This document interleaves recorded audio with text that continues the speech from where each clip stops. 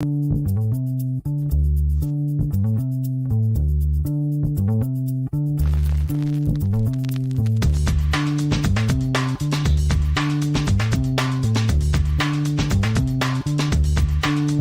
to the acclaimed podcast, The Deep Dive, featuring your esteemed hosts, Andy Monitor and Drew Dinzik, powered by BetSperts.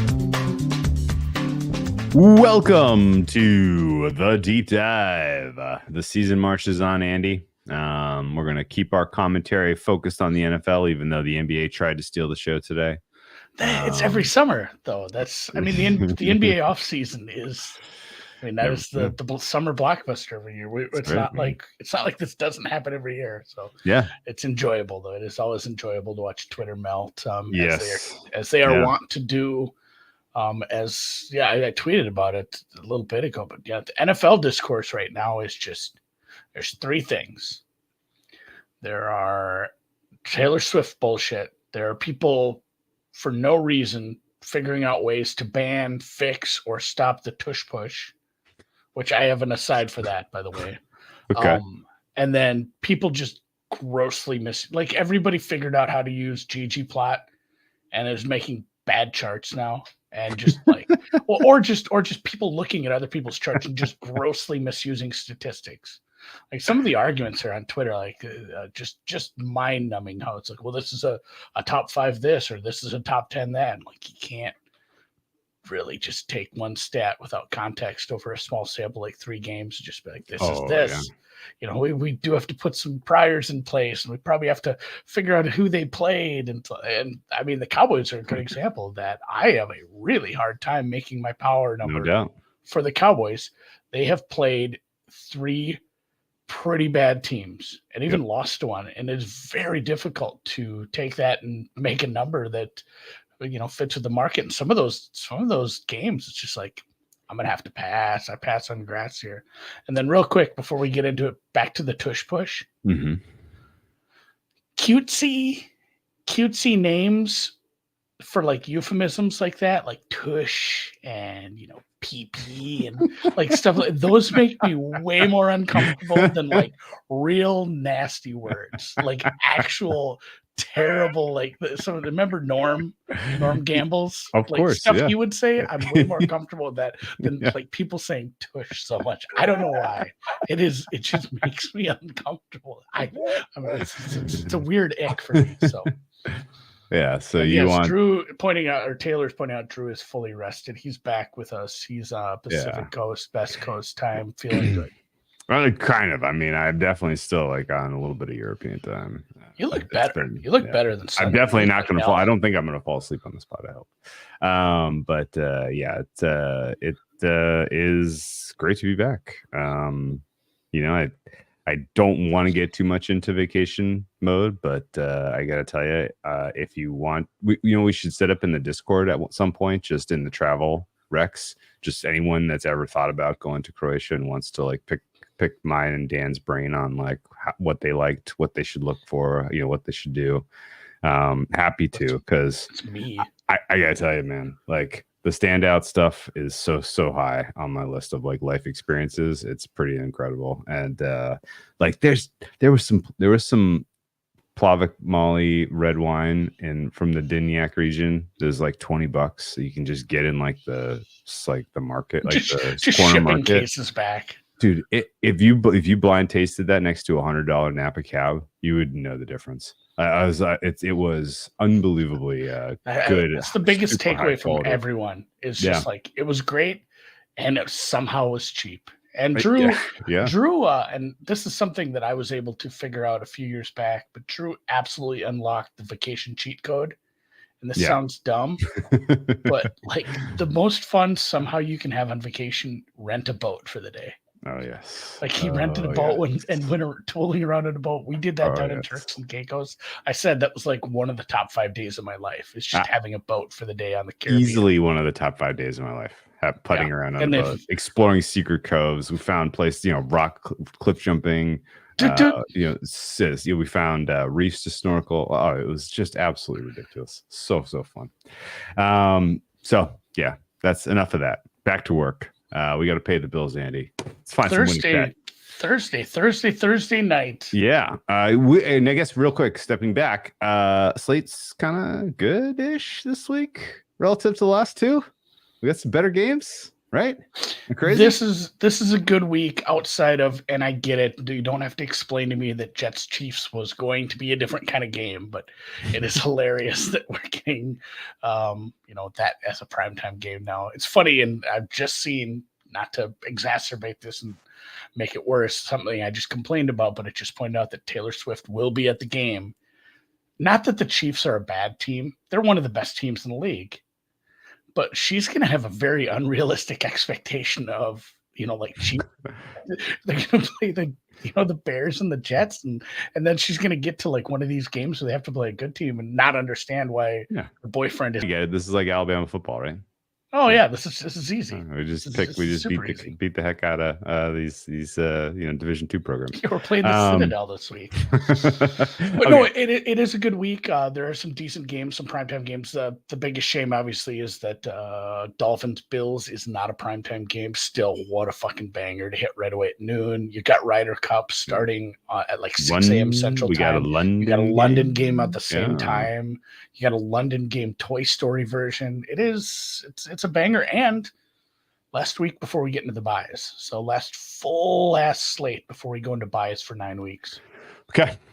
Let's get into it with Thursday Night Football in a game that harkens us back, Andy, to the final game of the regular season in 2022, where the Detroit Lions were welcomed into the friendly confines of Lambeau. For the Packers efforting to get the 7th seed in the playoffs. And it turned out, no, that was Aaron Rodgers' last game in Green Bay. It was maybe the last full game he plays as a professional football player, but that's a different story. All said and done, the Lions went into Lambeau. They took care of business, and they kept the Packers out of the playoffs. It was an inspired effort. It was a great game. It was a lot of fun. And I think it actually proved, not just in that contest, but the 2 contests you saw with the Lions and the Packers last year, that this Lions team matches up pretty well with the Packers, to the tune of now they are favored in Lambeau. Kind of insane, I guess. I can't imagine last time that's happened. It has to be quite a while. But whatever the case is, you have road chalk here with Detroit in division. And I mean, I get it, but I think the name of the handicap here comes down to health of these 2 respective squads. My 2 cents is that the Lions offense and some of the clunkiness you saw with them against the Falcons is due to injuries and ineffectiveness of a couple of the really important players in that offensive line. And 2 of those guys aren't going to be playing, Andy. The left guard, starting right guard and right tackle, both out for this contest. So you'll be backfilling there. Could be backfilling with Taylor Decker, who's a good player, but is still a replacement right tackle. And so there's going to be a little bit of disruption in the strength of the Lions offense on the offensive line. CJ remains out. And the Packers, the reinforcements are coming. Watson will be available by the looks of it. Probably going to see Aaron Jones go. Those guys matter for sure. But here's my point, Andy. When you have a short week, what's important is that you get your game plan figured out the week before. And I wonder what the Packers were thinking in terms of game planning, not really knowing if these guys were going to be available. I wonder if there are game-specific wrinkles that involve Aaron Jones, or if they had to kind of come up with a plan A that was A.J. Dillon based. I wonder if, what and how they ultimately intend to use Watson, or if they're going to kind of bring him along more slowly. I mean, the guys that were backfilling for Watson playing really well. So it's not like this is a huge game changer, in my opinion, in terms of how to rate the Packers offense. All this said, I think the key takeaways of player availability, short week, all of this is leaning me in the direction of making a play on the under. 46 is where we're looking at right now. Do you think that this goes to 47 once we get confirmation that Jones is playing and some of these wide receiver skill position groups are going to be out there? I was just gonna say I lean a little towards the under here, just because of the short week prep and the familiarity and the matchup for the Lions defense, who is not good, but this is a fair matchup. Their pass rush looked okay. Granted, Ritter is probably the cause of some of those sacks that he incurred rather than the offensive line. It's not a good protection unit either, but the Packers are missing some people up front. They've already Jenkins and Bakhtiari ruled out already. If they pressure them, then you're not going to be able to take advantage of the fact that CJGJ is gone and some of the other pieces back there aren't very good. If Watson goes, if Aaron Jones goes, expect, I suppose, some Packers money and some over money. And I think you can probably, at that point, if you still want, can get a better number on this under. I lean that way. And I'm showing value on the Packers here against the spread. I make this like a pick 'em with basically I have Packers about a quarter point better here. Short week, and I do wonder, and somebody else pointed this out, I can't remember who said it, but they said that maybe with the short week, they said with Watson and some of these guys, Aaron Jones, let's just hold them out versus the Saints, do what we can, and get them back for the really important divisional game we have coming up next. Because honestly, all the division games are important, but the two against the Lions are going to be massive. These teams are very close to each other. They're going to come down to it at the end for who wins this division. Yes. This is probably 2x as important as the Saints game, which they somehow eked out. And you guys are beating me to the lead. The play, I'm going to have this in a bunch of teasers. Okay. I lean towards the under. I lean towards the Packers. I'm getting +2. I'm going to put some teasers together in the morning with some weekend legs that I like. This is a great teaser. And you know what? I'll say it right now. If it's announced, we get to like the 90, 120 before the game, and they say Jones in full go, Watson in full go, Jair Alexander in full go, I'll have a small bet on the Packers money line. Okay. Even if at that point it's moved to a pick and I have to take a worse number, I would bet them -2 with those three in. I think we're actually talking ourselves into some bets here. I hate betting Thursday. I hate betting Thursday night football. I don't like it. It's such a bad feeling to be down money on a Thursday, waiting for the weekend to recoup. Especially because there's just whiffs of chaos with Thursday night football every single time. Like there's always crazy shit that happens. But I think I was staring at this as Packers or pass. The idea of Goff on the road with an offensive line that's not fully healthy, I think is a red flag for the Lions scoring points here. And if the Packers offense is clicking, if they have some special stuff in their back pocket that they've been waiting for this to deploy, then go for it. Is Jordan Love good? It's tough to tell. It was always going to be he's stepping in as the new starter, and that's going to be difficult to begin with. They had a new OC as of last year with Getsy moving to Chicago. I know it's LaFleur's offense, but there's been turnover, and he's working with so many young players stepping in like this. And then, Watson is the one, and to miss him for the first couple games was, that makes this more difficult. Missing some offensive linemen makes it more difficult. And above all, Aaron Jones, because Aaron Jones is such an efficient runner, and they deploy him in all the best ways. Like you watched him in that first game. It's like every time he touched the ball, it's like that was a really good play call. It's not just like his skill. He's not making. I'm not saying he's bad, but it's not like 100% his skill and ability that's making those plays happen. They're just all such good play calls. When they have him in, the offense is just much more efficient. It's much more efficient on third down. I mean, that's kind of what held them back against the Lions, the Falcons in the second half. If they could have just got one drive that, was able to extend at any point, because we've talked about this, the Falcons aren't going to be a good team from behind. The only way that's going to work out is if you just go like 5 straight drives that don't go anywhere. Okay. All right. Yeah. I think I have kind of, just general hopefulness that Jordan Love will be good. He definitely right now is kind of going through the growing pains of being a first-year starter, which he is. So, surprise. Let's move on. We do have before we go on this one. Oh yeah, do we have a profit exchange market for this one? I'll have Dan pull it up. If you are in New Jersey, you can find this under your Be the House. We made this bet. I almost wanted to throw a handicap on this, but I think you can take a dog price on Musgrave here if you do like it. Laporta's been very good, but we just went head to head rookie tight ends because these are two of my.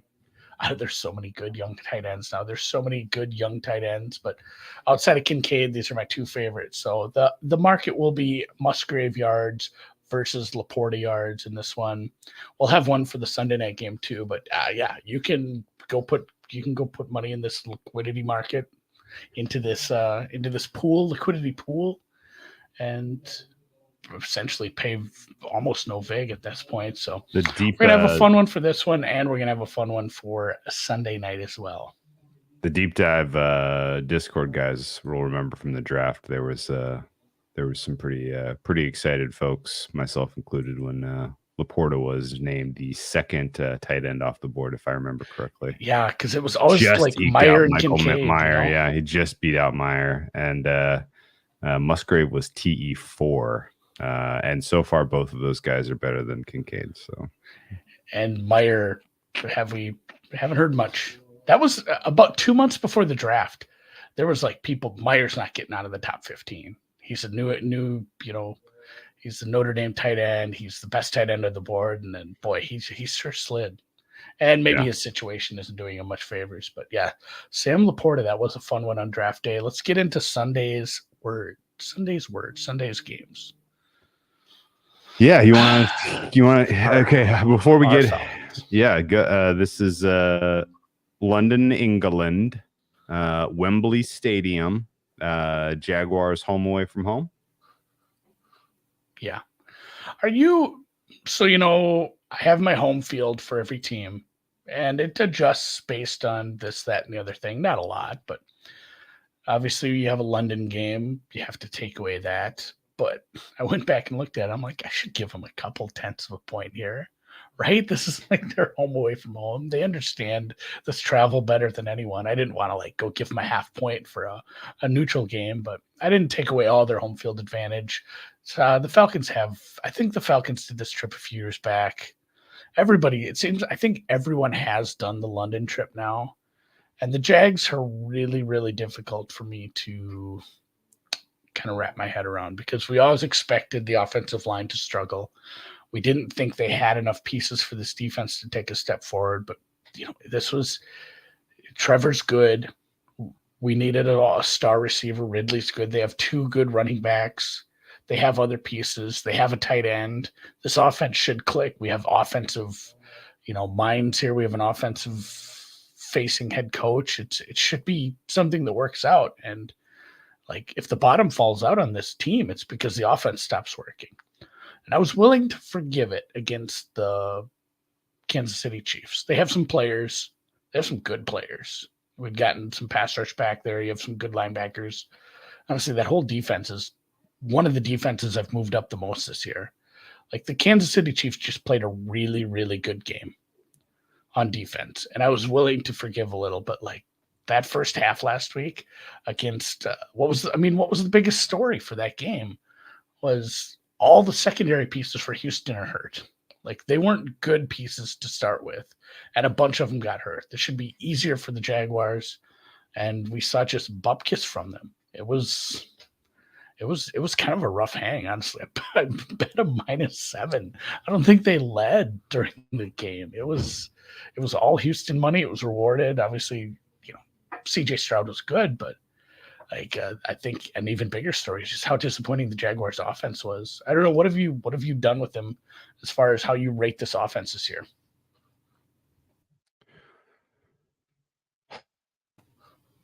I really don't know, man. I've gone back and forth on this 900 times.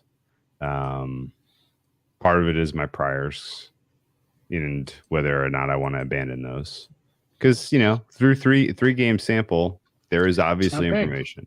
There's obviously information, but it's fraught, right? You can just if you just go to runningbacksdon'tmatter.com, rbsdm.com, and you look at some of the quarterback metrics and you start to exclude turnovers. You look at some of the team metrics, you exclude turnovers. And it really, really changes perspective on offenses and defenses right now, because there's been a huge disparity in terms of who's actually come away with takeaways so far. And some of that is noisy. I mean, it's really noisy. We know this. Like, over the balance of the season, there's going to be, some games where the offense just clicks and everybody does their job, and no, there are no turnovers. And then there's these other instances where, things just go pear-shaped. So to me, I don't see any real issues with the play calling. To me, I don't see any real issues with Trevor Lawrence's quality of play. To me, I think the supporting cast is being a hair misused in terms of who's actually being asked to do what. Like, I would like to see maybe a little bit more reliance on your wide receiver 2, Christian Kirk, who should be matched up in a positive sense against CB2s and safeties. And you're paying that guy a lot of money anyway, and we know he is like talented. So I don't exactly get why you're going so far down the chart in terms of who's being utilized. I also don't really think that you have a good sense of like who they are, because the high leverage stuff that hasn't gone their way, like the fumble in week 1, tipped interception in week 1, the drops last week, the incomplete passes just out of the back of the end zone, like that kind of stuff is noisy and won't be long-term impacting their ability to score into the 20s week in, week out. Not that was going to be enough to win last week anyway. So it's, to me at least, I think 43.5, probably looking at a little, and -3, you're probably looking at a little bit of a buy low here on the Panthers on the Jaguars offense. And I'm not really in a big rush, because it may not take till later in the season till they really find their full form, because part of the other issue at stake is that the offensive line was thin coming into the season based on injury and suspension. And, once we get to the middle end of the season, they'll be presumably more fully intact. Playing with a positive game state obviously helps them as well, makes them a little bit more balanced, a little bit less reliant on must throw. When you're must throw and your offensive line has clear holes, you get sacked. you're under pressure and you're forced to get the ball out of your hands more quickly. Maybe you're not getting through your progression. Maybe you're keyed on the wrong guy in terms of who you're trying to force the ball to. So I don't think that long-term there's any real warning signs here for the Jaguars in terms of reaching their potential offensively.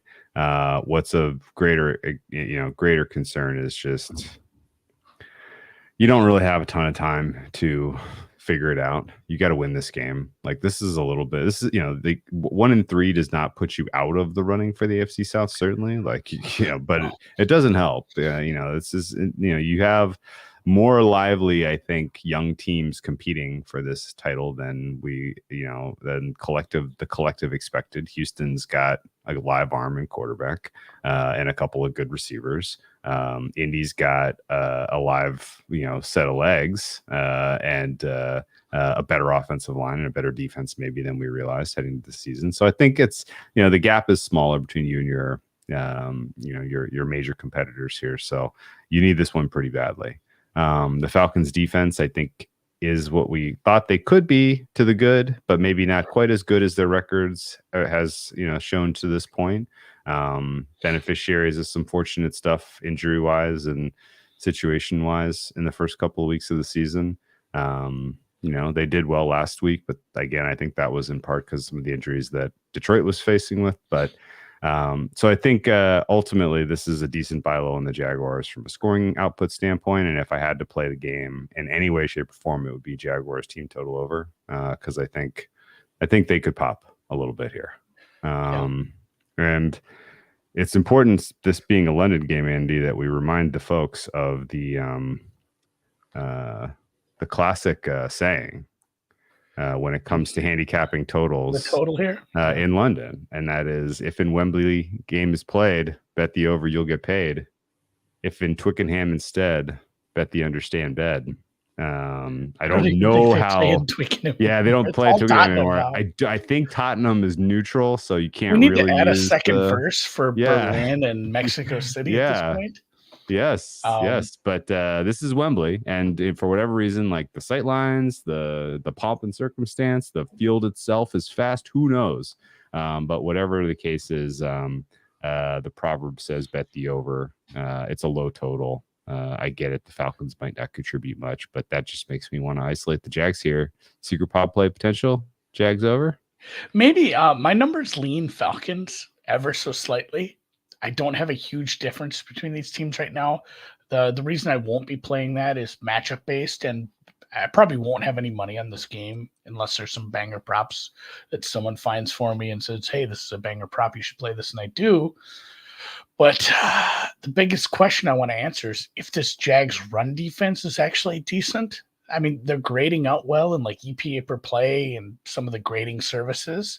But if you go look at the the three running offenses they've played, they were all kind of below averages where I had them to start the season, and they're all grading out well below average or at best average.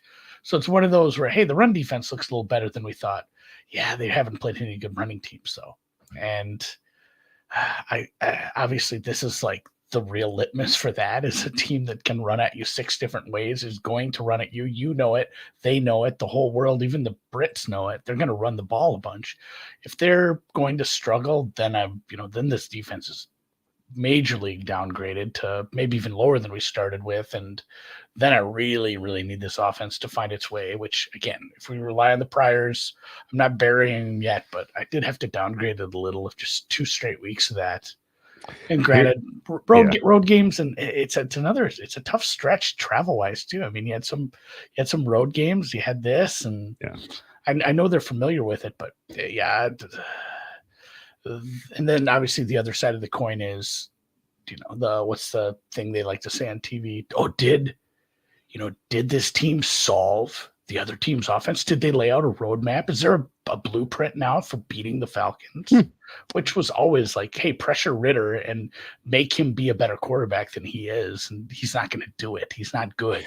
Mm-hmm. So like, if they are able to get some pressure up front, this could be ugly at times for the Falcons offense. I don't think I really want to play this game much at all. I want to watch it. Yeah, I'm starting to talk myself more into this over, and not just because of the wise proverb of old, of yield and time, but the major downgrade for the Jaguars based on what we've seen so far this season, and really particularly last week, was they got no pressure, and that was against a bad pass pro with a bunch of injured offensive linemen. Like if you can't generate pass pressure in that situation, then I don't know that you're gonna make Ritter look good.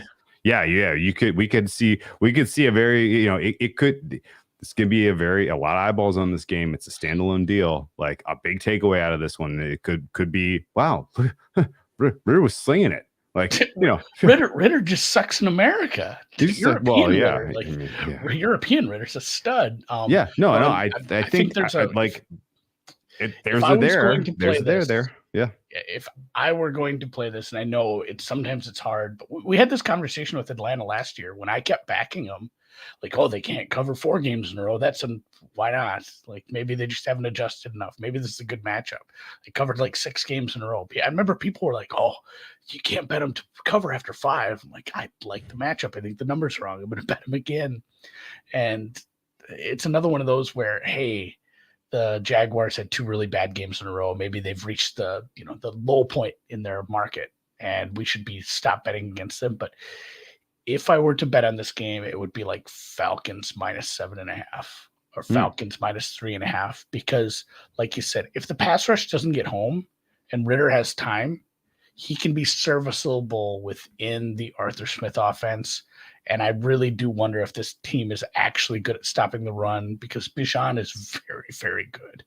Like when he has space and they get him used, as many times as they should be using him, he's very good. So this is an interesting game that I might have some just fun little alts on. Then I'm talking myself into. I'm probably going to end up playing the over here in some way. Look ahead was 45.5. It came down a little, but because like a Falcons. Like a Falcons positive game state, man, that is good for Jaguars to come back and answer, right?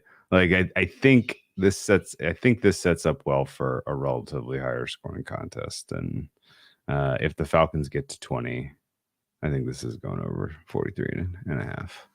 Bet. So yeah, let's let it marinate, but I'm probably playing the over Sunday morning. Here's another game I probably won't bet. But we'll watch every second of. How do you treat a team like the Dolphins, who, like, I upgraded them 2 weeks in a row in the power ratings, completely based on just offensive efficiency. You can't even look at the second half. You look at some of those second half replays of the touchdowns. There are guys just straight up not even trying for Denver. Yeah. I mean, the game state had gotten so far out of hand. It's not even worth watching some of that. They were still using decent plays, but just everything they did. We talk about the chess game, the cat and mouse that goes on from year to year, and then you have it from game to game, and then obviously the in-game and halftime adjustments. McDaniel seems to kind of have a grip on that, because even in-game, when they started to change coverages to take away some of those problematic deep threats, they would just hit other guys underneath. Like you get beat up by River Craycraft and stuff like that. I mean, we've shown that this Denver defense was way worse. They took way big steps back from where we were at last year, and they've had some injuries as well. But at the same time, they made them quit. They made them look silly. This should have been a primetime game. The Bills have looked very good on offense the last 2 weeks after that first week hiccup with all the YOLO balls and the 4 interceptions. I don't think Josh has thrown one since. He's looked incredibly efficient. Hard to judge that game as well, though, because their defense played so well, harassing Howell, and Howell made some very bad decisions. So the Bills had a ton of short fields. And that creates multiple problems. It's like, how do you grade a defense that's always playing with the drive starting within field goal range, because they have to play that differently? And then how do you grade the Bills' offense when they're just given all these gifts? That said, the play calling and the execution and the efficiency still looked really good. Like this total, I mean, if it got bet to 56, I wouldn't be like aghast. I wouldn't be clutching pearls, because that is the thing. I don't even have any pearls, so I definitely won't be clutching any. I actually have Miami slightly under Philly right now in my ratings. Not by very much, but they're fifth, and it just made me laugh. I'm like, this team scored 70 points. I have worse than 4 teams. It's not by a lot, but this defense could hold this team back against a team who can actually do something to stop this crazy offense that we've seen rolled out. Because the defense is not good. And I know they're missing, a very important piece at corner that was supposed to fix some things, but it's been easy when they're in game states like that. Like the Chargers game wasn't easy.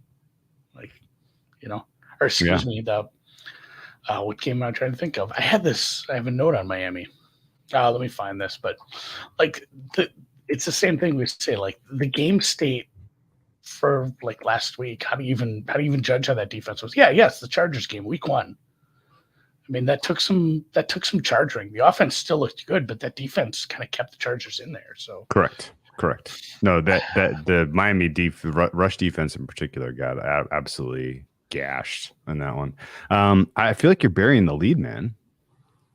This is the much anticipated head-to-head between the co-favorites for comeback player of the year, Damar Hamlin and Tua Tagovailoa. I mean, it's a weird market. I'm being facetious, of course. I have my opinions on that, but we can save those for another day. No, this is the lead here, and I think the framing for this game is this is a massive prove-it game for the Bills. Yeah. This is a prove-it game. The Bills offense through 3 weeks, if you look solely at scoring output, they went against the mighty Jets and they didn't look great. Josh Allen turned the ball over too much. Surprise. Then they bounced back against the Raiders, and then they throttled the Commanders. You dig in a little bit, and it wasn't like super duper convincing that the Bills are all the way there offensively yet. this is a prove it game because they outman the Dolphins defense by a lot. And if the Bills are not capable of getting into the 30s here, then they're in trouble. This is also a huge prove it game for the Bills defense. The Bills defense was the best defense in football last week. They were they were everywhere in that game against the Commanders. Yeah, like I said, there were gifts, but they did things to make those gifts. Like the pressure is a big part of why we saw some of those turnovers. Like they were very good. That's what I'm saying. Like this is the Dolphins are going to face a good offense that's finding itself. Yeah, a defense that might have something to slow this down. The right. defense with Sans Leslie Frazier has looked better. Yeah, they didn't. It's not like they gave up a lot versus the Jets, man. And yeah. They just turned the ball over a million times, and they should have, they should have just scored 30 points there and won that game. This is a very good team, and what the amazing thing is, and I wrote this down today. So the Dolphins are the leaders in like every award market. Even Shane is like 5th favorite for offensive rookie of the year now. Like he just jumped out of nowhere. They have all these favorites for every offensive category and coach of the year. They may not be favored to win their division on Monday. Yeah, it's possible. If they lose this game and they'd be down a game in the tiebreaker, I mean, you kind of got to make it about a pick 'em.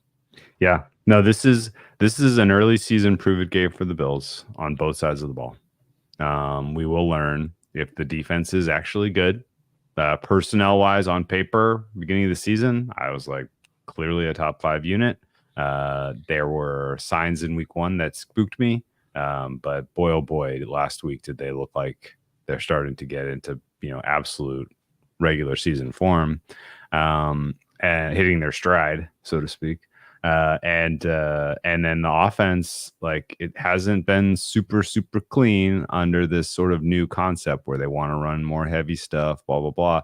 But I will say that the rushing attack they got from Cook, particularly last week, was notably improved from what we would have seen in years past from Bills, right? And they just didn't care to have like a good running attack for like 3 years. Like if you think in the years, what was the final score last week? 37-3 or something? Yeah. Okay. In years past, the Bills have a lot of those type of scores, 37-3. And you know what the characteristics of those games were? They got a lead and they didn't stop the run. And they just buried teams with offensive. They don't like to do the run the ball and burn the clock because it's like they have this disdain for having a running game. That's right. This outcome against the Commanders was very different, 37-3, than the typical Bills blowouts, which was they let the defense do a lot of the work and they got the running game defensive going. touchdown in there. Yeah, they got the running game going, and it's like, okay, well, I noticed this type of stuff is like, this is what you want to be, and you're starting to get there. And I think, if you get a win against the Dolphins, because the Dolphins right now are crowned best because of, they're 3-0 and they did the third win in such spectacular fashion. People are kind of right now considering them like the team to beat. And if the Bills beat them, then the Bills will kind of take over the kind of mantle as, now they're the team to beat, because that's the way that the kind of lowest common denominator talking head news cycle tends to go. And I do think that the market will overreact. It'll make if the Bills win at all, then I think you're probably waking up to them as either co-favorites or favorites to win the Super Bowl. I think they're going to be favorites to win the AFC. And I think they'll definitely be favorites to win the AFC East. So this is kind of last chance to get on the Bills train if you're ever going to get on it this season, I think. And that's in part because I think the line is correct. The Bills ought to be favored here, and I do think the Bills will win this game. I think I do think that the defense is good enough to keep the Dolphins into the 20s. I think the Dolphins are dealing with a couple injuries and a couple of kind of not perfect fits in terms of what they want to do and how they match up with the Bills that have to be answered. And I think the Bills offense is going to have themselves a day at home in this contest. So decent spot here for the Bills. Haven't really talked about this, hasn't really been mentioned. This is the Dolphins' now 3rd roadie in 4 weeks. A lot of travel for this team, coming off of a really impressive win, obviously. I think this is probably where the Bills get them. Round Earth guy beat me to it. I was just about to bring this up, and I was just scrolling back to figure out who said it. But yeah, Dennis in the Deep Dive DGens Discord mentioned Josh Allen rushing over. Definitely. He does scamper more in high leverage games. He will go get that first down by himself. I like that prop. This is sitting 2.5 some places. I know the total is awful high, and that scares people off a teaser, but I'm going to use it. Like, they're a very good team. They just scored 70 points. This offense is good. I know this is a big test. It's on the road, but keeping this game close doesn't feel. I know it's Patrick. So real quick, Charles Saul makes the comment: if they lose this, then it's time to get on the Bills train. Because that'll be now 2 divisional losses. Getting to the 1 seed is now a little bit of a hairy proposition for this team. Yeah, I keep forgetting that the Jets was a divisional I'm loss. I'm not saying that it won't be time. There won't be a time to get on the train.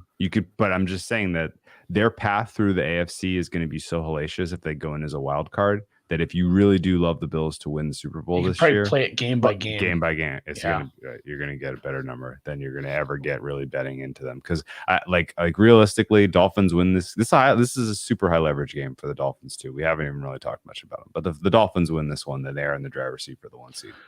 Oh yeah, big time driver's seat. This is a driver's seat. Excuse me, driver's seat game. This is the driver's seat game. I got too excited about that. I gotta have some soda. This all right, is the driver's seat game. Yeah, it's not going to be high on my teaser rank list, but I will have it in at least 1 or 2. Minnesota Carolina is one I played early in the week, and it was funny today as we basically announced that you got your starting quarterback back. He will play this week. You won't have to use your backup anymore. And the line didn't move, side nor total. It just kind of sat there. 45.5, 46 throughout the market. The Vikings have been bet out at most places to 3.5. I like that look. This is a Vikings alts. This is a Vikings team total alts. This is a Vikings score 45 points if they don't turn the ball over alt kind of game.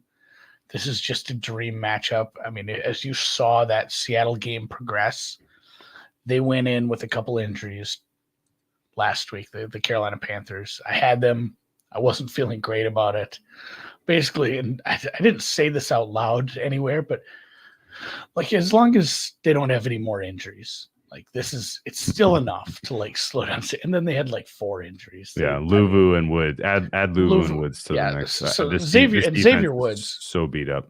Xavier Woods is like, he will miss some time. Yeah, not day to day. Like he's missing multiple weeks according to Reich. Cornerback Henderson, he was limited today. Luvu did not practice today.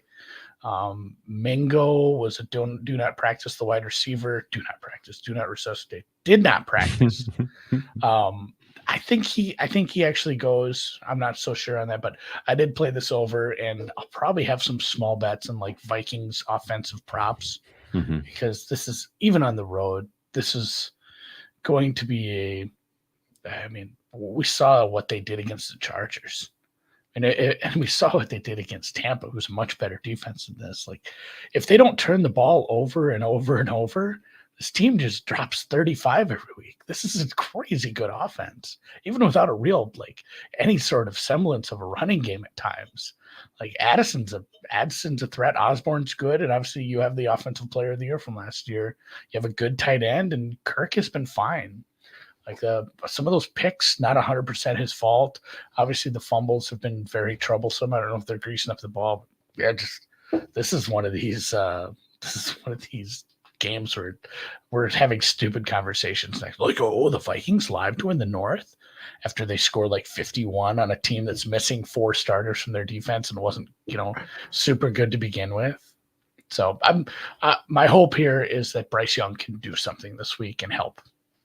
You think this closes in like 4, 5, 6 range? This is a good question from the half. Like, let's say the Vikings didn't screw up at the end of that's kind of where right. If the Vikings didn't lose to, and granted, I had the 6 with Tampa, and I believe that was the right number, but I felt very fortunate to get that money line. Like, the Vikings should have won that game. If the Vikings are 2-1, they could have beat the Eagles too, man.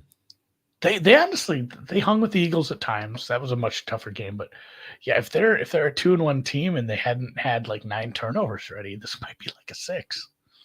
Yeah, I think it may go to 6, honestly. And yeah, like, the look ahead especially on this was 2.5. Some people just snagged this last week. Yeah, if Bryce Young goes, I played the over 2. I don't feel super about it anymore because I thought we were going to get another. I would have rather had Dalton. Yes. Yeah, if it's a surprise Dalton game, hallelujah!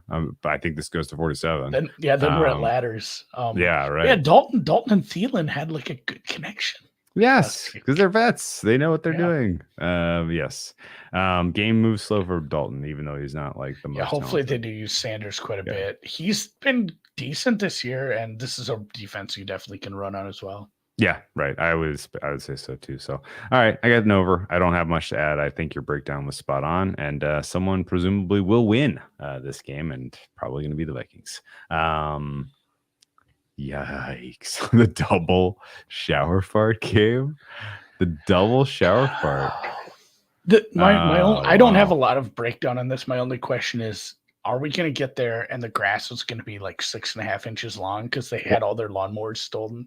Do you read that? Like, this is something. They let it grow long anyway. I know that was always the joke. They've let it grow long. When Barry Sanders would come to town, the grass would be 4 inches tall to slow him down.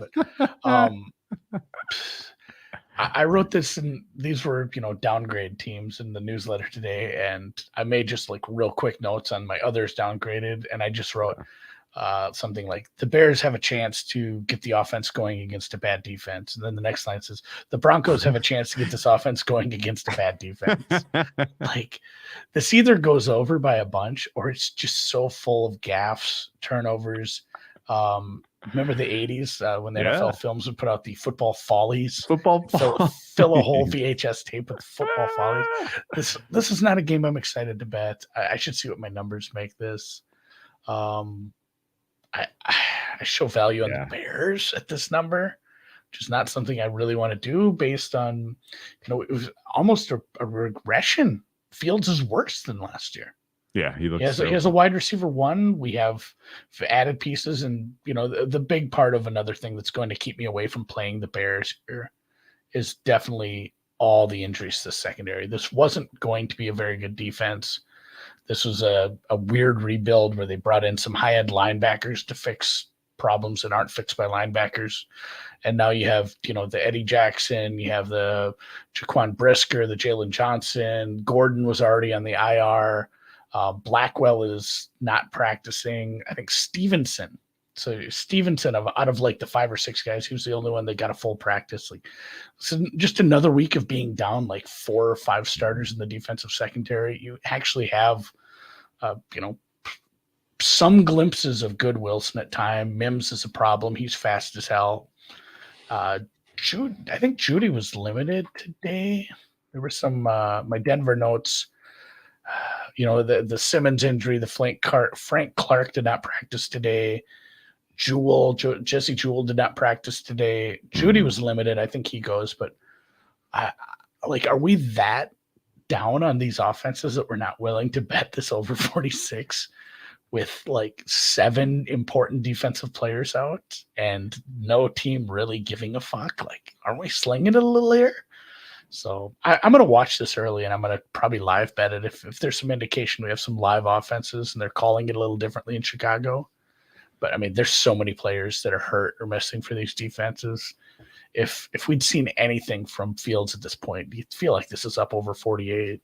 Yeah, I mean, I think the line is telling you everything, where the terrible Broncos are 3.5-point road favorites here. And I think that speaks to the fact that they have a better coach, and the coach presumably, and, some locker room leaders that could presumably get that team to give you something. And if the defense shows up and gives you anything, then Bears might not contribute much. I won a Bears over this year, week 2 against the Buccaneers, and that ended up being super fortuitous. Like, I didn't really even realize he needed the pick 6. Yeah, I didn't watch that game. If there was a pick 6, that wasn't going over. And I think in general, that was kind of the last. I'll just go ahead and not bet any more Bears overs. We can just walk away from this team for a little bit, and that's where I wonder too. With if Jewell who's their leading tackler. If he's hurt, if Frank Clark is not playing again, Justin Simmons. Simmons matters a lot. That Simmons is a start. I mean, that's a starting safety and 2 starting linebackers. Like, if those guys are out, Fields rushing props. If you see him starting to run, maybe get on those lives. Like, I'd unleash him if they're going to be missing all these people that can jam up the box. Like, yeah, I would. I can't. I would take some overs there. I hope it's surprisingly entertaining. I can't get involved. Presumably, we're going to have another team get their first win of the season, though, as we have 2 0-3 teams facing off, which will leave us 2 teams in this winless column. And market thinks that is going to be Carolina and Chicago, who, ironically, Chicago gets both of their first round picks next year. So there's a glimmer of hope for you guys. That'll be. What if the Bears score 70? That'll probably be mentioned. Yeah. If the Bears score 70 points, I will take a pile of dirt. I will put it between 2 pieces of bread, and I will eat it live on the air tomorrow or Monday, whatever, after the Bears game. I will eat a dirt sandwich. If they score 70? 70. It doesn't even have to be exactly 70. They can score more. Can we negotiate some other type of sandwich for like another awesome threshold of points? I'll just have a liverwurst sandwich if they win. I like liverwurst. Ooh, okay. Something Chicago. We went back in time to the historical into the vaults to talk about the last time a team scored 70 plus points, and it was November 27th, 1966, when the Washington Redskins scored 72 points against the New York Giants, who scored 41 in that game. And we talked about what the Redskins did after. We did not talk about what the Giants did after that. And it was not good. They conceded 49 points to the Cleveland Browns the next week. So if the Bears score 49 on the Broncos, then that will be a little continuity through history. Let's move on to Baltimore, Cleveland, where we have a lot more to talk about.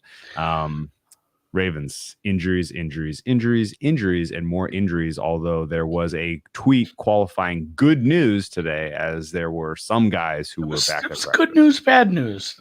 And it took, I think the reason it took several tweets, Drew, is because there's just so many people that were hurt for the Ravens. But like Gus Edwards not being in the concussion, like looking like he's going to miss for the concussion he was evaluated for, is huge, because Justice Hill is, not going, and obviously they've lost running backs already. But Stanley and Linderbaum limited today.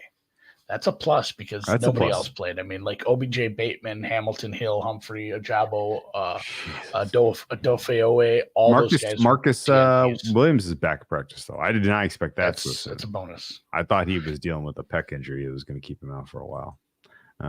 So that was a bonus for them. And then a sneaky one that popped up in the injury report, Watson popped on for the Browns with a shoulder injury that I guess I hadn't heard about. Hunt did not practice for them today. Kareem Hunt, their new addition to the backfield. It sounds like the coach says he's going to be fine. He's going to play. And then Greg Newsome was like the only piece that was dinged up at all on this defense. He's a full go. So this defense is going to be 100% ready to go. It is a home game against a team that's banged up on the offensive side, and they're doing historic shit at this point. Basically, like 2 red zone possessions total, for the year, I think, at this point. They're looking at just not letting anybody get first downs, third down conversions, getting barely out of their side of the field. Schwartz has shit figured out. Schwartz is going to get a goddamn head coaching job next year. I think that's not crazy at all. Yeah. I don't think he's good. I don't think he's good. He just needs a generational player on the D line and a bunch of other good players on the D line, and they'll be a good defense. The Browns defense is number 1 in the NFL right now with a bullet. The Ravens offense missing some offensive linemen. I don't love that potentially, but if they're at full strength, and if Lamar Jackson is doing his scramble routine and Mark Andrews is out there catching balls, then the Ravens can score with these guys. And I think this could be a pretty competitive game. The real questions that I have, Andy, and it has to be asked: is there a little bit of Ewing theory potential with Nick Chubb no longer on the Browns? And what I mean by that is, now that the kind of alpha like status. The Saquon thing from years ago. Yeah, it's very clear. I mean, Deshaun Watson, this is your team, buddy. Like, he played a heck of a lot. He played his best game. He played his best game as a Brown last week. That's kind of undebatable, I think. Mm-hmm. And granted, it came against the pass funnel that is the Titans. So there was a qualifier, but there is a chance that now that this is a less of a balanced approach, and now this is potentially a pass first team with the ball being in his hands, that maybe his quality of play. He looked better last week. Bit. So I haven't made any bets in the context of this commentary, but I am going to be watching this game carefully for evidence of that, because, a win here for the Browns, moving to 3-1, and Watson all of a sudden being kind of in control of this team and running an offense that's league average, combined with the number one defense, and the Browns are absolutely running away with this division. Yeah. This was 2 weeks ago. This was looking like Baltimore had this. Like, Burrow's hurt. The Steelers can't get anything hardly going. They won a game basically with defensive scores. That's not sustainable. They hadn't lost everybody to injuries left. I think the Ravens were like plus 120, plus 110 to win the division a couple weeks ago. This is going to be a dogfight now. It always is. And I don't have a strong take. I know some people that like the Browns here. Based on injuries, it makes sense. I don't hate this under. I don't think what we see from Watson is what you're going to get week in and week out. Like you said, Tennessee is just such an easy team to make your passing offense look that much better. If they do go a little more pass first, though, 40 might be a little low depending on what you get between now and Sunday for healthy players on this Ravens offense. Kind of a stay away game for me, but definitely going to be my secondary game outside of Bills at noon. Okay. Very cool. The one other kind of funny note on the Browns is, how I was talking about, small sample size, if you remove turnovers, blah, blah, blah. You go to the defensive EPA per play and you take turnovers away. The Browns actually move away from the pack on defense, because they've only created one turnover so far. That is nuts, though, isn't it? Unbelievable. Everybody, they're not moving away from the pack like they're going out. Everybody else just kind of comes back down when you take away the credit they're getting for creating turnovers. So, the Browns really are performing out of their minds so far this season on defense, and hat tip to Jim Schwartz for making it happen. Let's move on to Pittsburgh at Houston, which might actually be the least entertaining, shower fartiest game of the week. I'm calling it, Andy. This might not be a good game. There's a decent chance this isn't a good game. TJ Watt's very good. They've, Hayward injury was bad. Minka being dinged up wasn't great, but it's still a good defense. This offense has been real sketchy. If you can get pressure, especially up in the interior, Kenny Pickett is seeing ghosts on every play. Obviously, that's going to matter a lot for a Houston defense. It kind of showed up at times. But, obviously they had those injuries with Mason, Griffin, Stingley, the other, Shaq Mason, Shaq Griffin. Tunsil did not practice today. If they're beat up again, a little worrisome, I guess, against probably a tougher opponent here. But I haven't been really able to make sense of the Steelers. Like, the defense has been good. The offense has been kind of bad, and somehow they're sitting where they're at because they played a kind of a goofy game against the Raiders, where the Raiders probably deserved a little better faith than that at times. Like, that was a game you should be able to win at home. It didn't look like a home game. Boy, a lot of terrible towels. Oh, the Steelers have 2 wins, and they should very well be 0-3. I have their offense very low in a lot of my metrics. Yes. And if you can't get it done here on the road, I don't know. If you're going to rely on turnovers and defensive touchdowns and the other team just not scoring much, it's not super sustainable, because I don't think this defense is, Showtime 102 brings level. up Showtime 102 brings up a great point. Like, how is Tomlin getting these guys to win with they're so bad? Don't do this. No, I think the Kenny Pickett he played a better game in primetime than he had played in weeks 1 and 2. Surely. It was against a very weak pass defense, though. And I think in general, like he may be shaking off some of the concussion symptoms from week 1 hit that he sustained to the noggin. But Matt Canada is still calling plays like he's concussed. His overall kind of sequencing and telegraphing of what he's trying to do with the kind of wrinkles he incorporates into the game plan are not working. And I wish he would basically get a clue or get another job. Whatever the case is, the Steelers offense is not getting close to their ceiling that we saw from the preseason.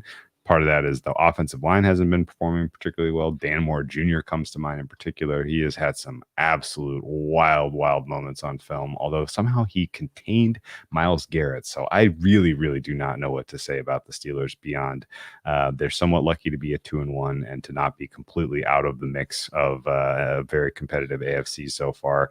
And if we blink, if the playoffs started today, they're a division champ. Yeah, dude, they technically have the tiebreaker. If we blink and it's mid-season and the Steelers are 2-10, are you going to be surprised? No, this is, I mean, maybe the defense continues to keep them in games, and if they're able to protect Pickett, he isn't horrible when they're clean, but I mean, this offense, I have them 20th. Like you don't win a ton of divisions with the 20th ranked offense. Yeah. They may fix things. Not in a good division like this. They may continue to grow and improve and be fine and ultimately threaten to win the North. That's possible. I'm not writing them off at all. I'm just telling you that if we wake up in Halloween and the Steelers have not won another game, we really shouldn't be like shocked by that, because there are some serious like fundamental problems.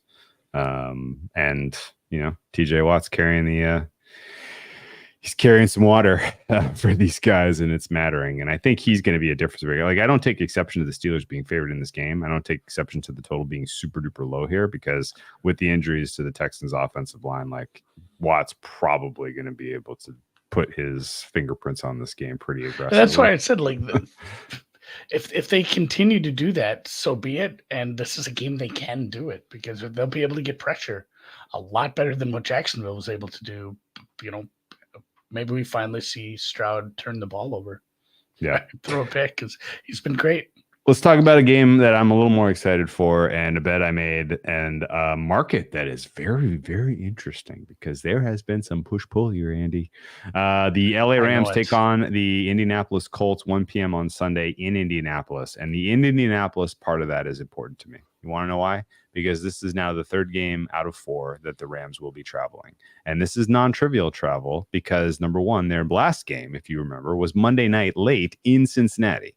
And they went back to the West Coast, and they're now flying back to Indianapolis. They are going from a primetime game to an early kickoff. They are going, into a situation where very, very, very tough for a team this early in the season to be able to adjust that aggressive, just a situational spot from my data and records. And so teams in this spot who have done this much travel this early in the season tend to wildly underperform expectation. If we get a 33rd-ish percentile performance out of the Rams, I think that is probably a fair baseline. If it's worse than that, I don't think anyone should be surprised. I would ask you to kind of go back in time and look at what the Rams did the year that they made like 8 trips to the East Coast in the first half of the season, and look at some of those games, like the one against the Dolphins, where like literally no one could do anything right. There is a lot of precedent here for West Coast teams doing all this travel and being jacked around on time. That really has a negative impact on teams. It's also a short week, so they got a rest disadvantage, they got a travel disadvantage. This is a bad spot for the Rams. I know on paper, I have the Rams favored by 1.1. Okay.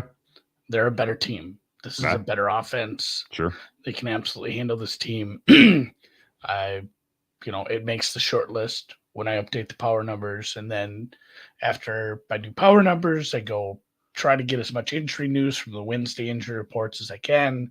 And then I pull up, any adjustments I want to make for travel, for rest. And I don't think there was, obviously the London game is the big one, but this one was massive. It's like, oh, there's a short week. They're dinged. Oh, It's another road game back to back. Like, oh, they're dinged. Like, there's too many checks against them to honestly take this spot seriously. Like, at this point, if I wanted to back the Rams at all, it would just be like, some sort of team total. Yeah. I can see them scoring points, but I don't know how this defense gets up for this. Well, if Richardson plays, like, that's a bad matchup for them too. Yeah. There's an underlying kind of qualifier for the Richardson part of the equation where there is sort of an obvious bet against a quarterback coming off concussion protocol. I get it. He's left 2 games already. Yeah.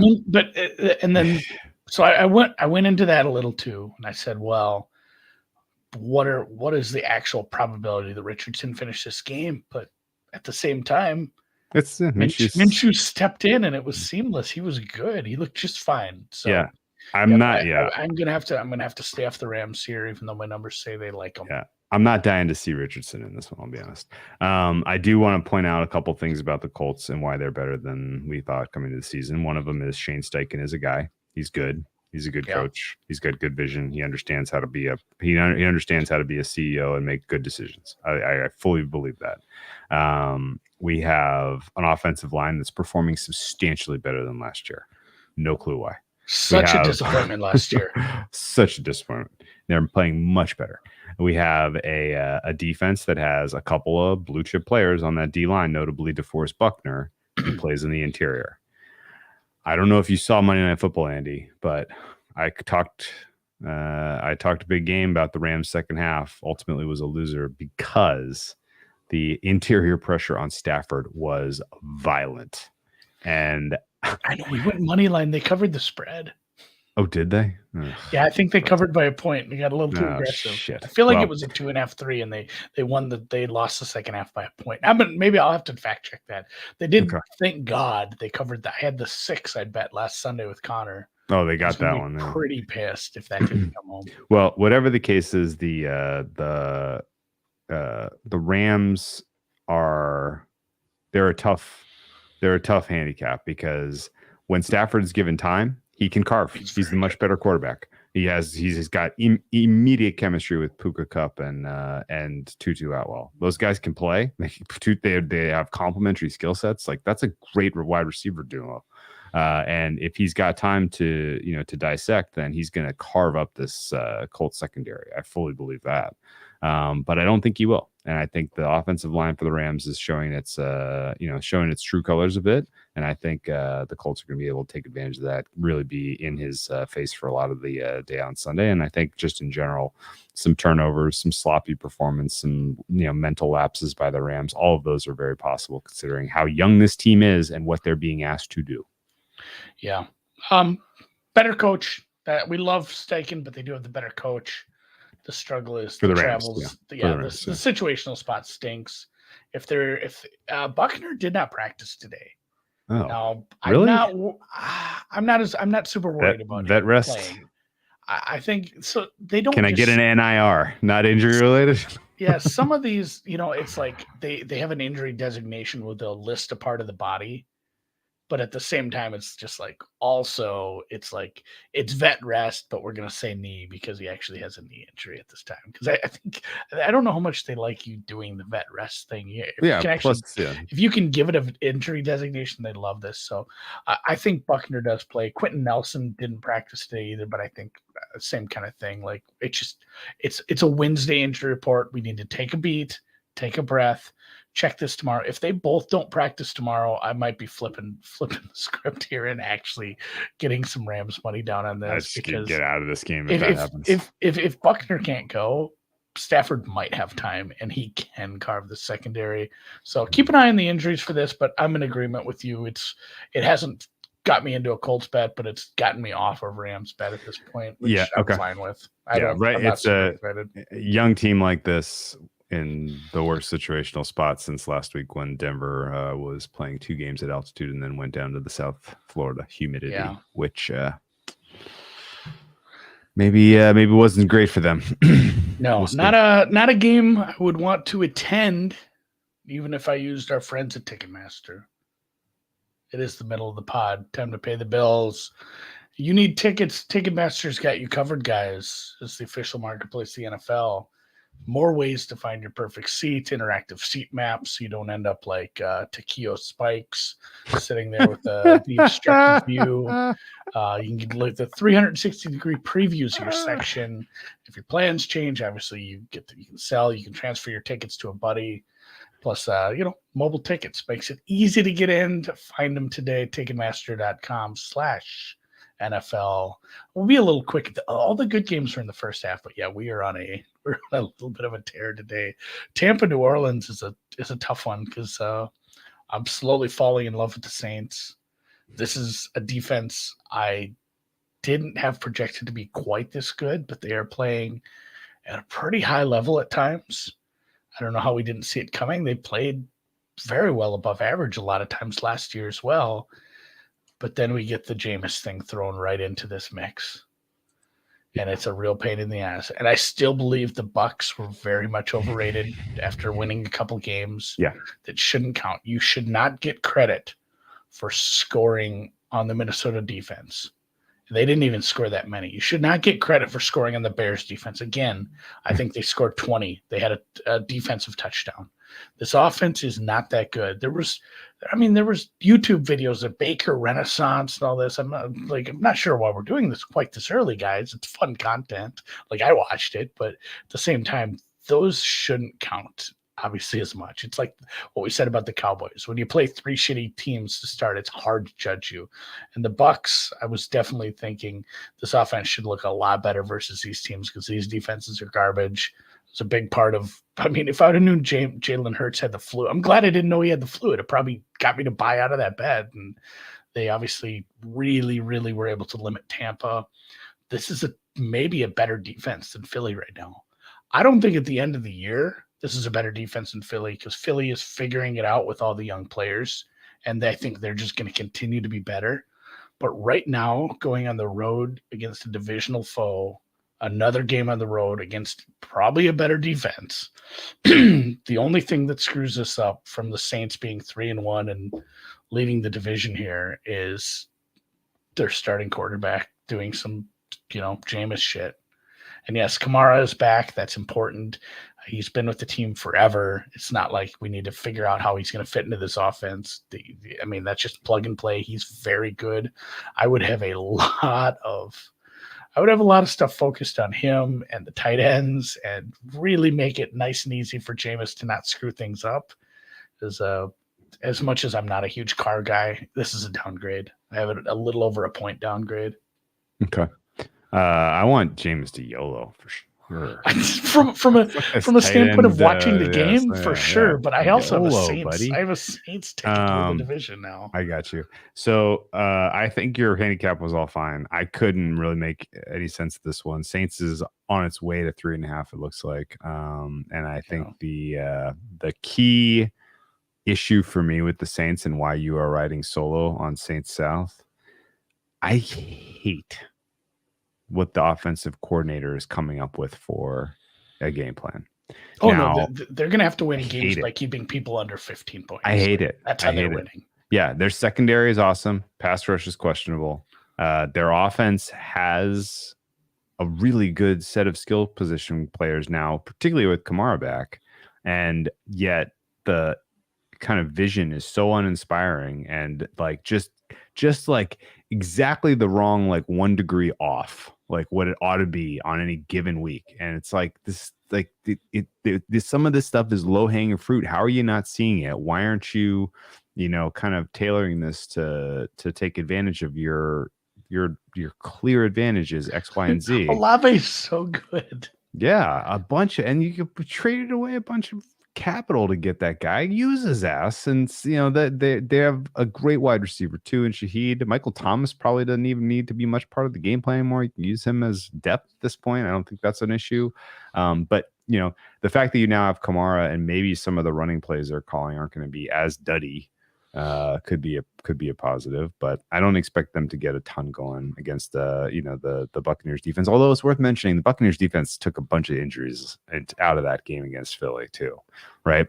They're basically, I think you said this, but they're down their 2 most important pieces in the secondary with Davis and Dean. White got banged up. Injuries for Tampa have been pretty rough as well. Like mostly on the defensive side. The Dean injury is massive. It was not a true practice today. They just did a walkthrough, but he was a DNP there. Carlton Davis, he's a corner, limited practice today. Kalaya Cansey was DNP. Vita Vea DNP, Devin White DNP. Like anything that could have been good news on their defense was not.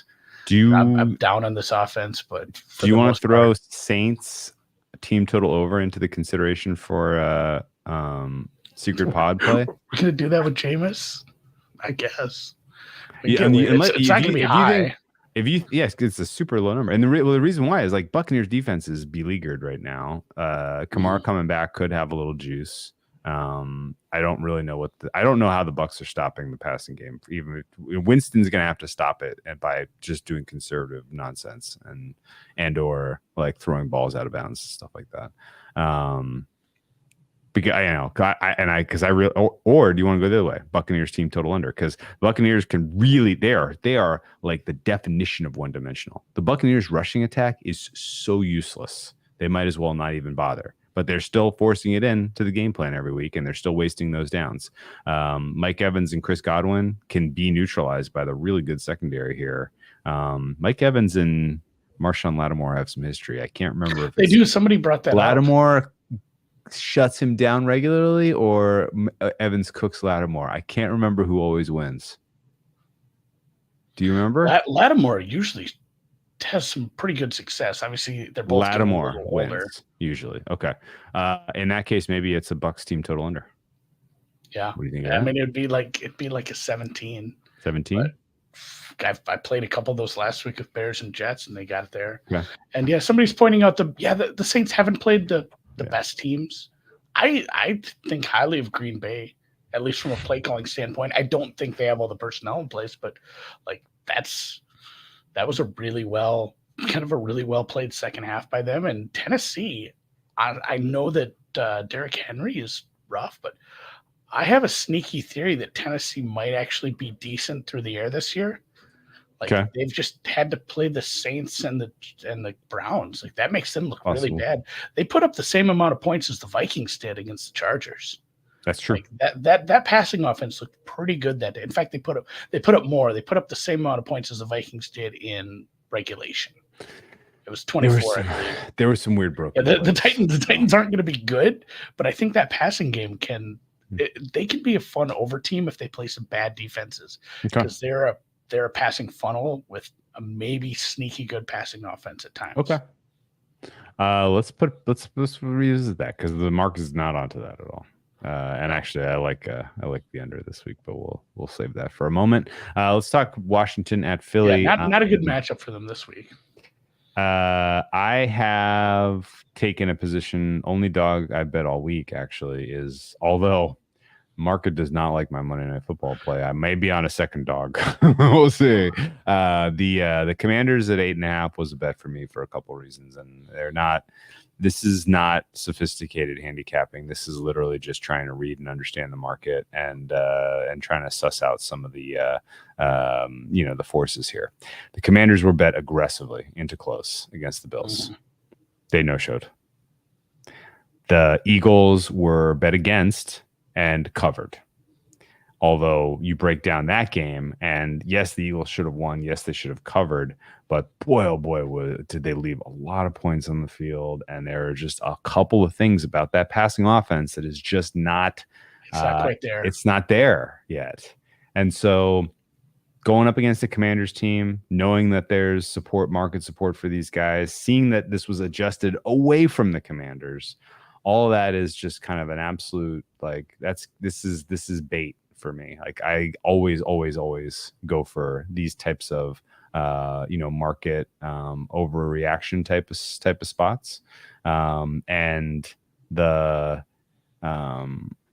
fact that it's a Commanders team that has a budding top 5 D line, and is at pretty much full strength, full health, and a couple of game breakers in the wide receiver room. Like, this is and it kind of a live dog, and you're getting 8.5 points.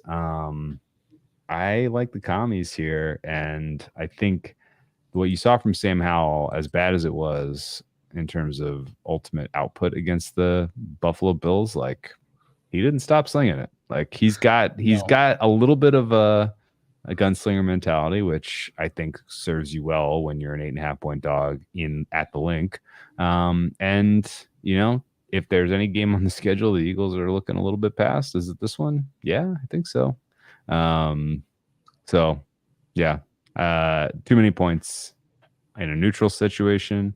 And I think the fact that you're catching a little bit of a market overreaction on top of it, and you're backing a team that has some pretty solid market support recently, I think all this points to a winning side. What's your read?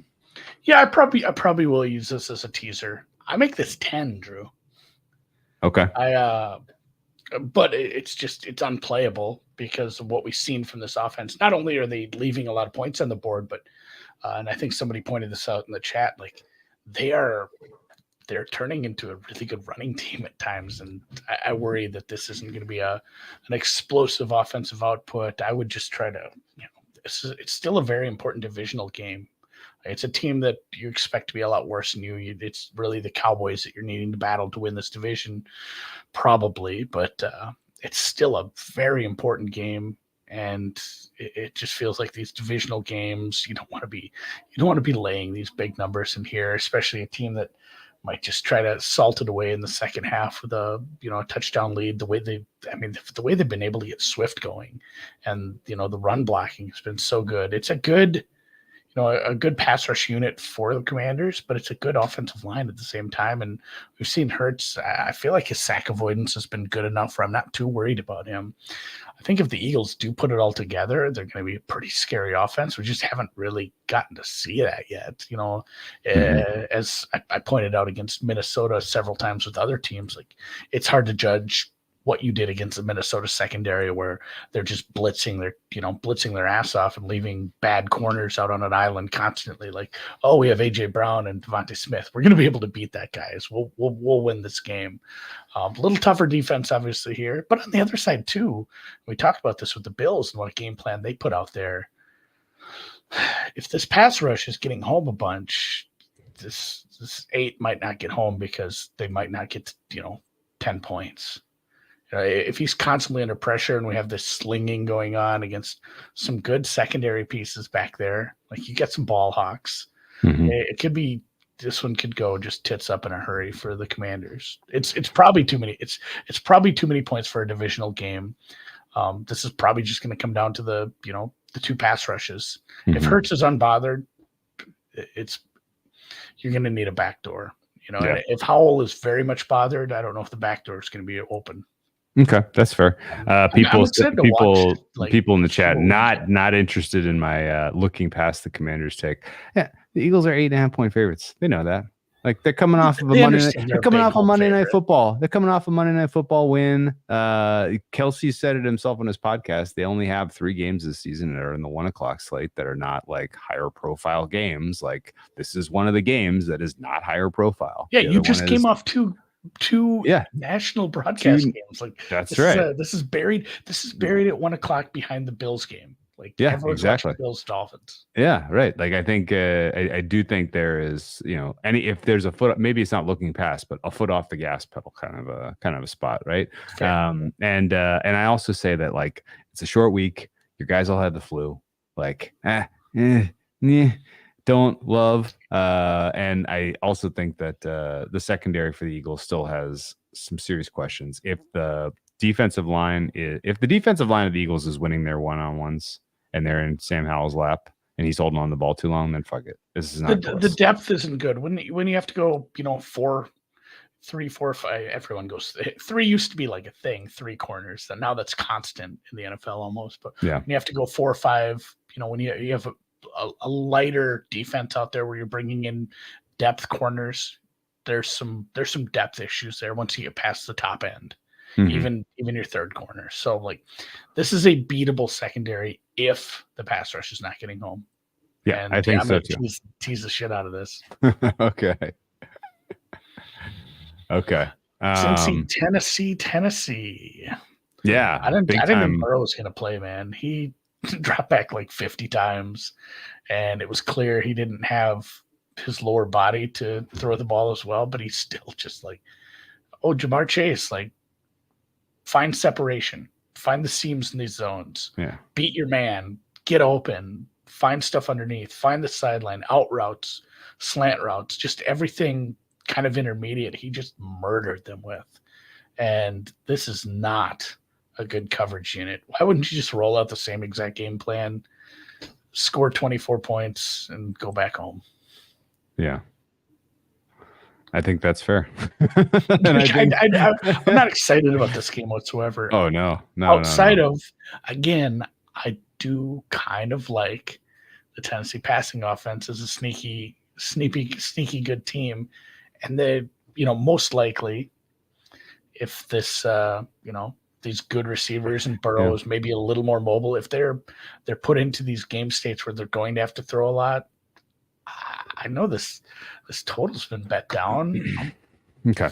So one thing, I'm kind of on the other side here. All right. Well, I'm on the high side of this one, but I got a good number, and I don't know that I love. I mean, look ahead was 44. It's come down obviously, but if this gets bet down to like something stupid, I'm going to be the buyback. Okay. Yeah. So one of the things about the under that I like is Joe Mixon's not giving you anything in this game. Nothing. Like Burrow's going to have to do it all to get the Bengals to 24, and I don't know that that's really happening. Burrow's the tape is now very, very apparent. There is a very straightforward way to stop him, and it's sure as shit wasn't what Raheem Morris was doing in the second half of the Monday Night Football game. No. And I think Vrabel is going to have a much, much more well-crafted defensive game plan here. It's notable also that the Titans are getting healthier on the defensive side of the ball. Their secondary in particular is starting to get some bodies back. So they don't match up for shit against T. Higgins and Jamar Chase and Tyler Boyd, but that can't hurt. And I think in general, the Bengals defense was the standout unit on Monday Night Football for me.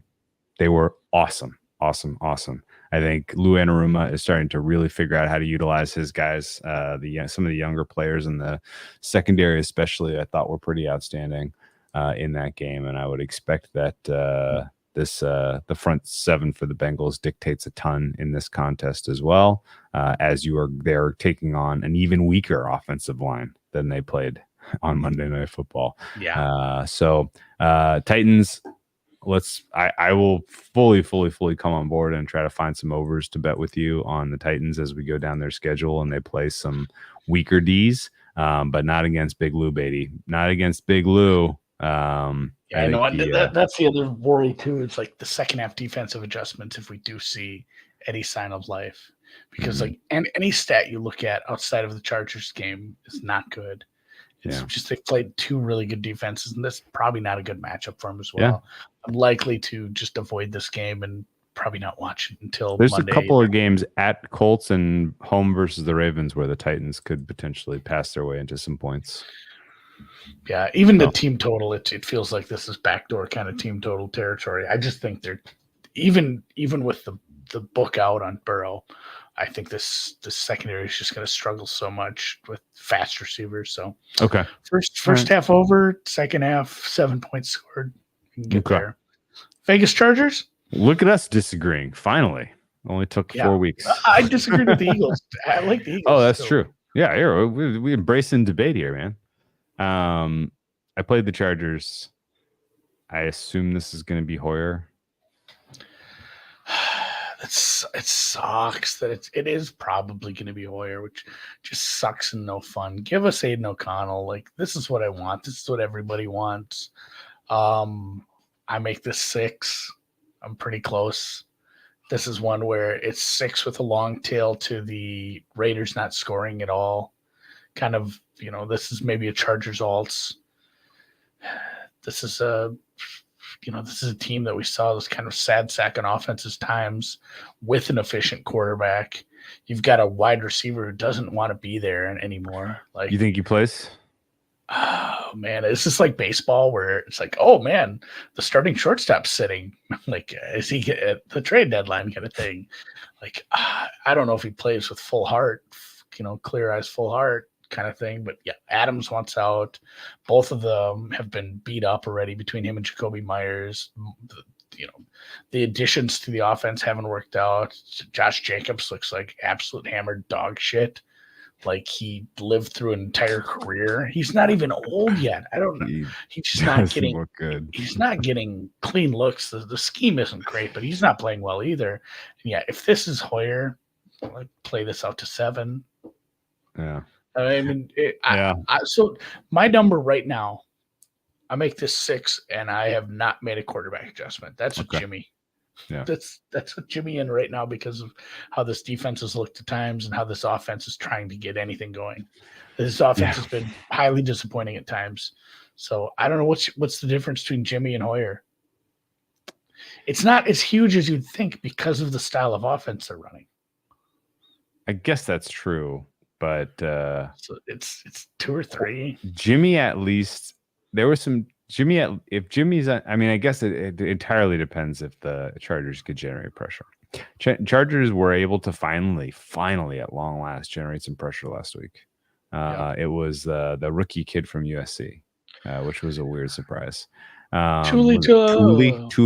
Yeah. We're just going to call him Thule. He has a difficult last name. I couldn't say Tua's last name until like this offseason, so it'll take a while. I'm hopeful that they continue to bring Bosa back on board, get him more snaps, lean into Thule, get some pressure, because Hoyer under pressure, I mean, he's skipping passes. That guy's not running an NFL offense. So that's where my mind is at. And then the flip side is the Raiders' pass defense is atrocious. If Max Crosby doesn't get a sack on a drop back, then you're completing a pass against them. They have virtually no, warm bodies that have stepped up and are developing in the secondary right now. And I think the fact that Kellen Moore kind of figured out, hey, maybe we should throw it 45 times. Run it back, big boy. Run it back. So losing Williams really sucks. You have a couple of other guys. Somebody between Palmer and the rookie Johnston, someone's going to have to step up a little. Sure. But it is sounding like Eckler is going to give this a go. Oh, good. And I mean, it makes no sense. This proves how much he loves football because they have a bye next week. I'm almost sure they have a bye next week. So, like, traditional wisdom would be, they do Seattle, Chargers, Cleveland, and Tampa Bay have byes next week. It makes not a lot of sense to try to rush it back if you're not ready. So it really speaks to how well he's feeling. That helps because of, the big loss of Williams. I haven't got a full Derwin James update. That would be problematic as well. But Bosa and Mac didn't practice today. I don't know. We'll see what comes of that tomorrow. Obviously, Williams is done until next year. That knee was blowed up. And then on the Raiders side, I guess it could still be Jimmy. I'm not super hopeful, but there's kind of conflicting reports. It's like, oh, he's playing or he's practicing, it's fine, but he has to pass like every step of the protocol still. He has all these layers. I lean 80-20 that he's out. I read the whole protocol to try to figure this out because somebody who would know when Anthony Richardson didn't DNP'd on Wednesday last week said that means he's out. And I was like, what? And they were like, oh yeah, no, like you can't, you have to do something. And then 24 hours later, no symptoms. You have to do something else. 24 hours later, no symptoms. And if you haven't already gotten to the point where you are doing at least limited practice on there's just Wednesday, not enough then time there's to not enough time. Get all the steps. Yeah. You have to have so much time. That's why it's tough on short weeks where it's just like this guy's out because he can't hit all the benchmarks by Thursday. Kind of thing. Yeah. And so basically, if you're not already to the point where you're at least a limited participant on Wednesday, then it's over for you. Yeah. And if he plays, then I will eat my words. But I honestly don't even really care. I think the Chargers are getting into the. Patrick says he wonders if this is an in-between number. I think it's like a full in-between number. It's leaning towards Jimmy out, but I don't think it's as high as it would be if they announced Hoyer. Yeah. So I think it's kind of a 75% kind of number. Okay. Well, let's go I'm waiting because if Bosa or Mac miss and Jimmy plays, I feel quite differently about this game. Yeah, that's true. That's fair. Tough handicap here in Dallas. Tough wrapping your head around who Dallas is right now. The run defense at the second level was a problem. Potentially not having Trayvon Diggs is a problem.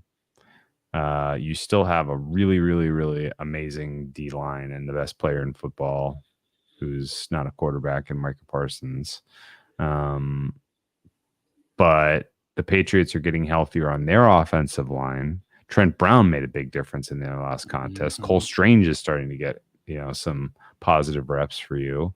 Mac Jones is playing much better this season with an actual offensive coordinator. And Dallas's offense seems to be stuck in mud. I wanted to be on the Cowboys here. I wanted 6.5. I was ready to play. But I didn't pull the trigger because of a lot of the questions swirling are all kind of pointing Patriots on the way up. Cowboys, concern, red flag. You had an opinion on why the Cowboys offense is stuck in mud?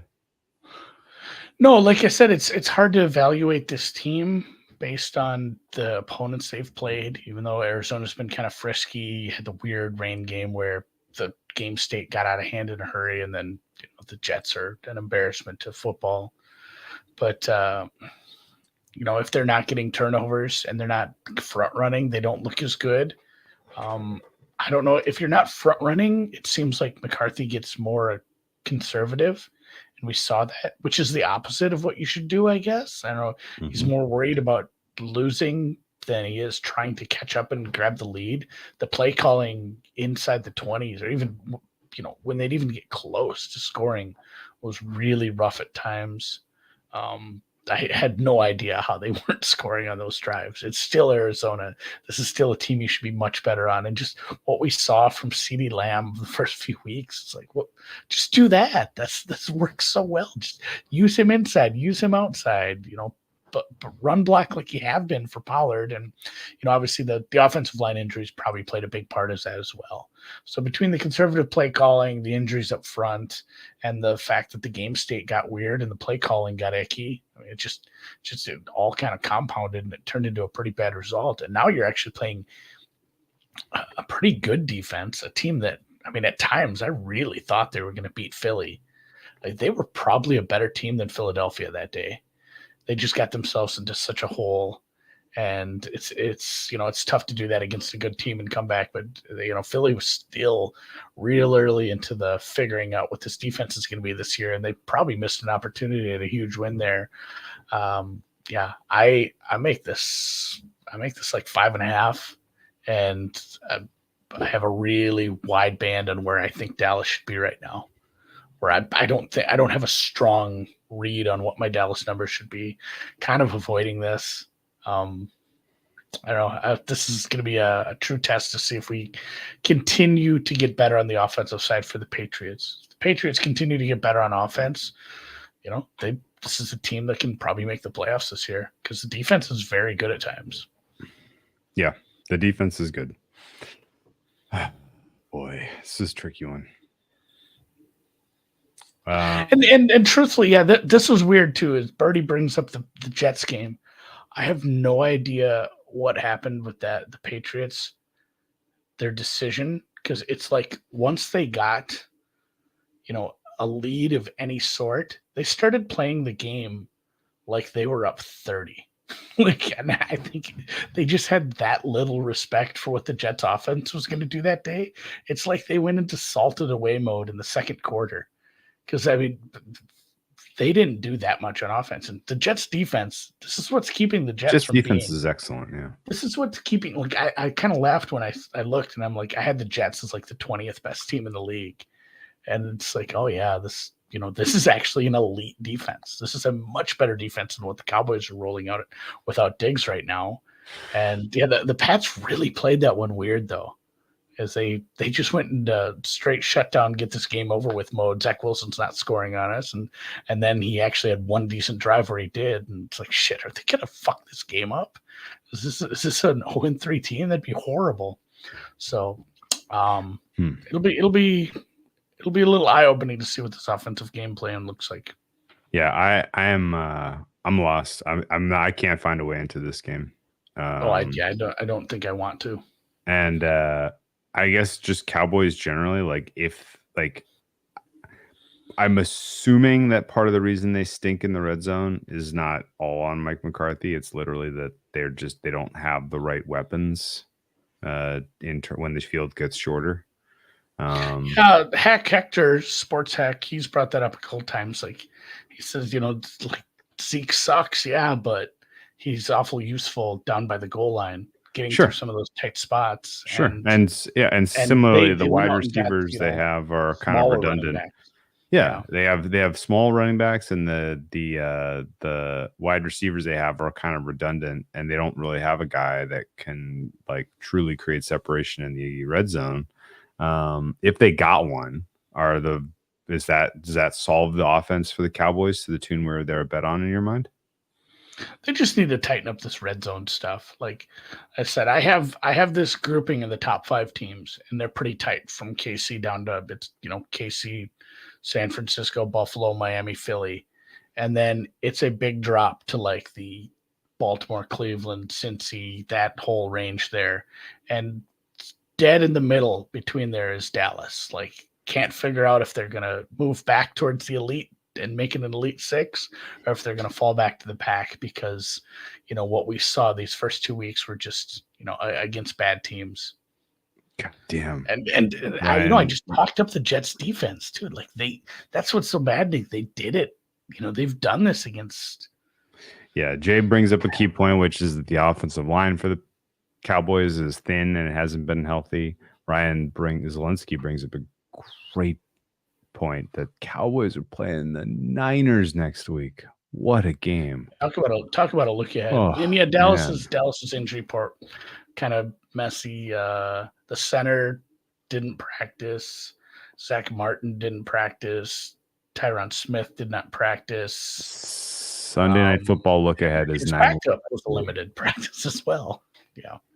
Yeah. Sunday Night Football look ahead is Niners by 3. Yeah. I think this is a close game where if this gets out to 7, I'll almost certainly have some Patriots and hate it. Just hate it. Oh boy. Okay. I have nothing to say about Arizona and San Francisco. I was hoping that Arizona was going to get bet, and I was going to lay the 13 or something with the Niners, but doesn't seem like anyone wants anything to do with this game at all. They're the kind of team that can cover these numbers right now. They're tryhards. Yeah, they're tryhards. But they're coming off of a big win in a way that typically you bet against those types of teams because it's tough to get tough to get yourself worked up to the same degree the next week when you're 14-point ducks. I think the spread is fair. I think the total's fine. I think this is going to be probably the least bet game of the year, would be my guess. Yeah, we were talking about this before look aheads came out last week, and I said I make this 14. Like, it's going to be right there around the 2 touchdowns, and I don't think it's seen a lot of action. Yeah. So I make it 14.2 total. It's crazy. Total is I think the look at on this was actually a little lower. It's been bet up a touch, because we went into the season and we saw all the practice clips of who was besides Clayton Tune, who was the other quarterback? It was Colt McCoy, who had McCoy and Clayton Tune looking like they were horrific. Some sort of sabatage mission to play as bad as they could during the preseason. They've gotten a ton out of Dobbs. Dobbs has a pulse. He's very much pulse. He can play. And yeah, the Ayuk thing is going to be important for their offense. They looked fine without him, but it's just one extra piece for this defense to try to deal with. Whereas you have CD and I guess whatever you think of the rest of that offense besides Pollard is one thing, but certainly having to deal with everybody Debo and CMC and Kittle and Jennings and Ayuk and even the younger one now that scored that first touchdown. There's so many. There's just so many people. Yeah, there's so many people that are a problem. Debo did sit a little today for some hurting ribs. Ayuk was limited with the shoulder injury he's been fighting. I do think he plays this week. I hope Debo plays. He's tough, though. Dobbs isn't even in the freaking conversation of bottom 5 quarterbacks in the NFL. He is squarely middle class. Yeah, no, like that was a big part of the handicap from Arizona early. It's like, you cannot win. Yeah. You can take a bad roster and elevate it if you put a good quarterback there. A good quarterback can do a lot. So you cannot take a below average roster and roll out Colt McCoy or Clayton Tune and expect to win 3 games.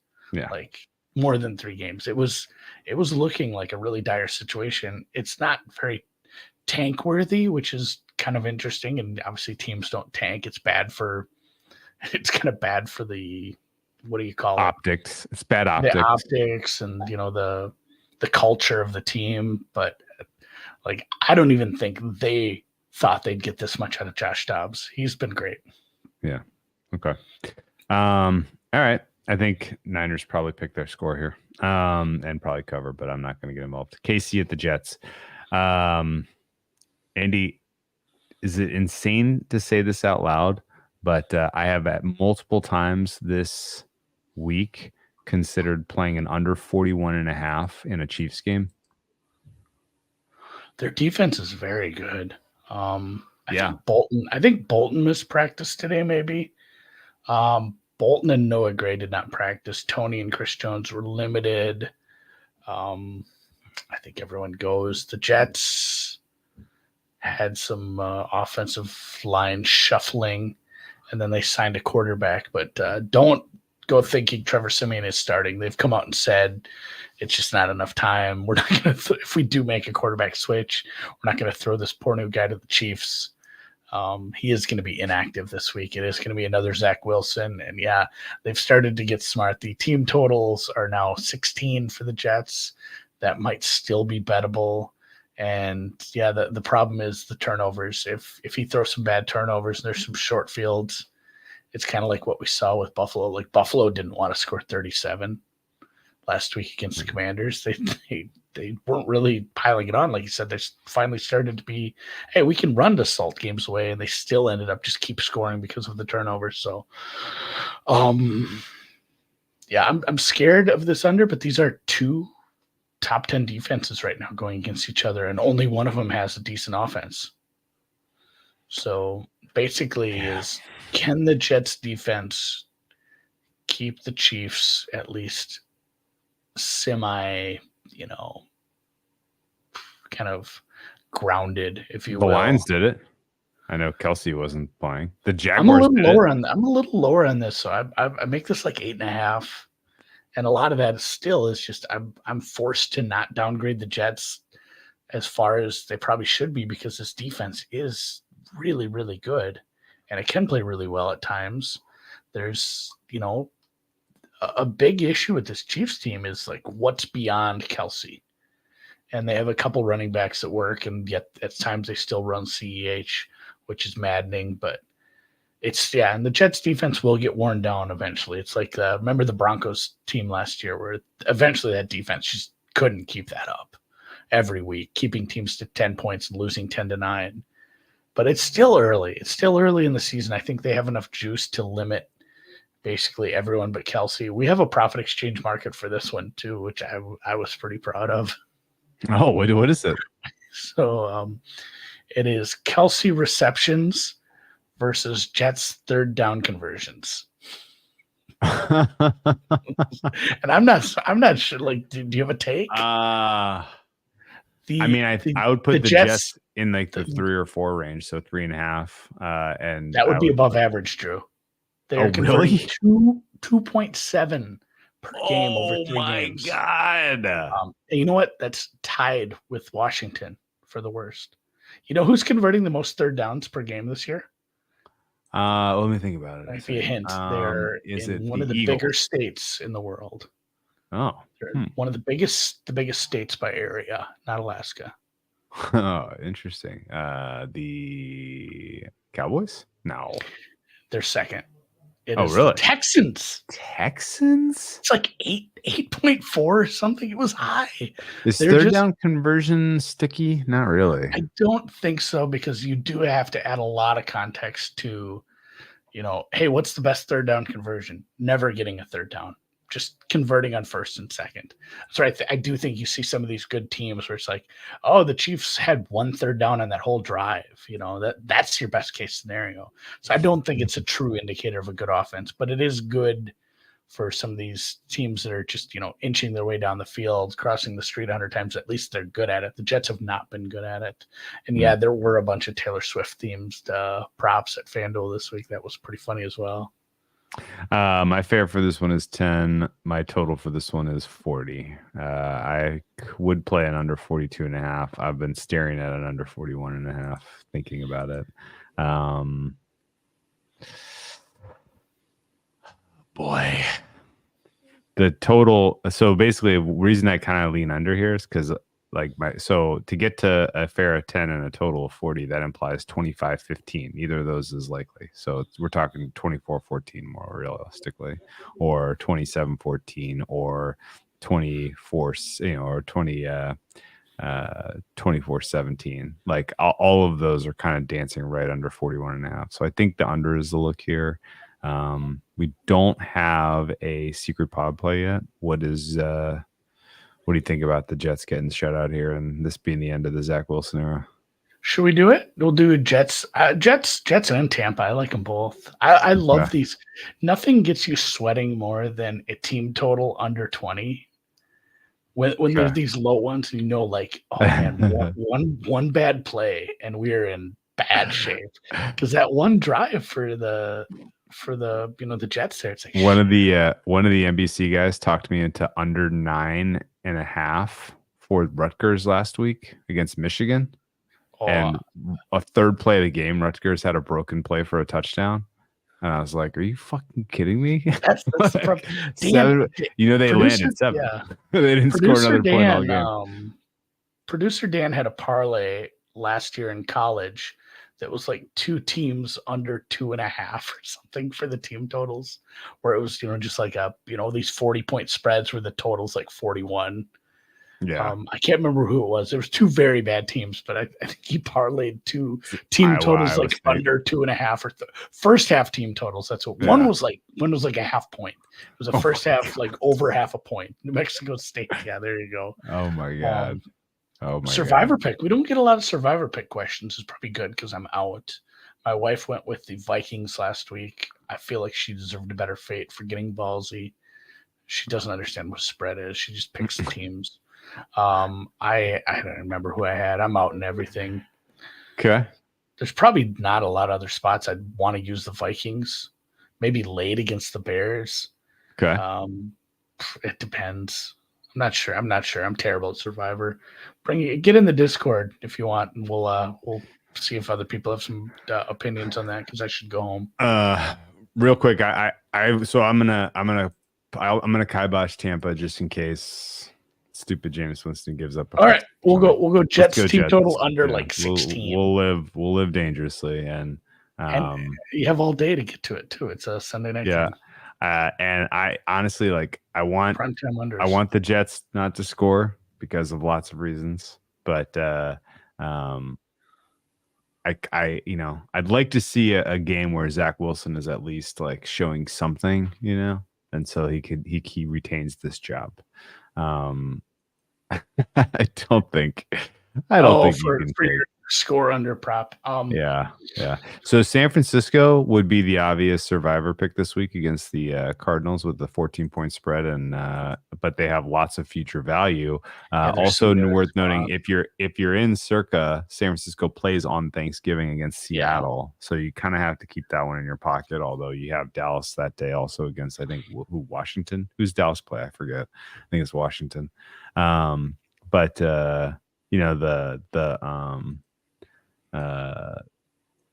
KC's not a crazy win either. The only the what 33% of the pool expected to pick San Francisco, 20% Philly, 20% KC, and then the rest is kind of diffuse. So there's no like contrarian pick, I guess. I did have one CB. kind of fast question to close with was first coach fired because it's a market we love, and somebody pushed back on this on Twitter, which is fine. That's what Twitter's for, is arguing. Although, he was nice about it. It's fine. But I looked at the top of the market, and it's just all these teams with front offices who don't do this mid-season. Like Eberflus probably just makes it all year. That's a conversation that, he still has Getsy to like get rid of. He can still get rid of a coordinator. And the McCaskies did this with Nagy. Like they refused to just cut bait early. Chargers, that's a team that doesn't give a shit. It's a business. They don't seem like a team that would do this before the season got over anyway. And then it kind of left for Rivera if he has more stinkers like this, and he was one of the favorites at 3-1. But I looked at Saleh, and I don't know if I had it was 12-1, so it was a bigger price. I didn't have a really good read on like how he gets along with the Johnsons and how the front office views him. But I mean, this is a messy team right now that's really, really not happy outside of, like the stars are pissy. The locker room's kind of going to shit. If they do go out and score 0, do they think about it? I think a lot of people liked him, but what have they done? This defense is good. Is that enough? Like you put together a good defense. Is that a good enough reason to keep you around if you are like 1-7? It's more about the talent in the scheme though. Yeah, and that's the thing. Like you've got good players. I don't know what kind of leash she has.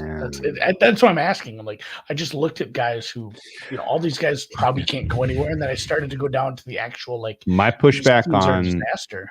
I'll throw some names at you. My pushback on Saleh is that. Like he has a good excuse, but it's getting messy. Well, no, but forget about the excuse. He's carrying water for the front office right now for sticking with Wilson. Yeah, he's eating shit in the media. He's eating it. Yeah, he's eating it right now. He's eating shit with the players. He's eating shit in the media. He is out there towing the company line that that Wilson is our guy. And that decision ultimately is not his. Yeah. It really does feel like Rivera then, because I understand it's a good thought. It is down to 10-1 at BetOnline now, but some of the other names like Josh McDaniels, they can't afford to. He's the favorite. That doesn't make a lot of sense. Kevin O'Connell isn't going anywhere. Quessy and the rest of that management group, they believe in Kevin O'Connell. They understand what's going on here. I don't think the Saints move on from Dennis Allen. He's like the next group is like Dennis Allen, Mike McCarthy, Vrabel, Peyton Bowles. Like those guys aren't getting fired. I know you say is the Bowles organization might not be the craziest thing at like Bowles, 33 if that starts to go tits up. I know you say that the Cowboys are not an organization that fires midseason. They're not. I did one time. Not a bum. Talk to me if the Cowboys lose to the Pats. Not crazy. Cowboys lose to the Pats. They're 2-2, Andy. Then they got the Niners in prime time and the Chargers in prime time the next 2 weeks before their bye week. If they've made some big swings, some big acquisitions, and they are all of a sudden 2-4 with 4 straight losses heading into their bye, McCarthy is probably in deep trouble. Jerry's not getting any younger. His patience probably isn't growing with age. I don't think Peyton's a possibility because of what they gave up for him and what they're paying. Peyton's not. They just can't afford to do that. Like that's financially, that would be a really And Frank Reich, by the way, seemed like it was like the owner's choice, and so the owner admitting he was wrong 4 games into a hire, I don't think is happening, even if he is wrong. McCarthy's the bet, I think, because this is a tough little stretch. You're at Niners. That's a fun one. So like McCarthy and Bowles are. I need to think a little more about the What's the name of the ownership group there down in Tampa? The Glazers. The Glazers.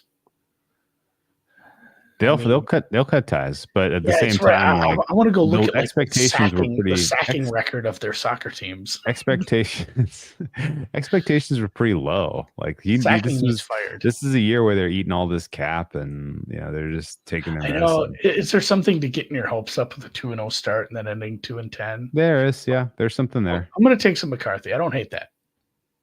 What's the price? 12-1? 33. That's too much. Yeah, that's too much. Where'd you find this? Bet online? Yeah, they're like the only place that has this anymore.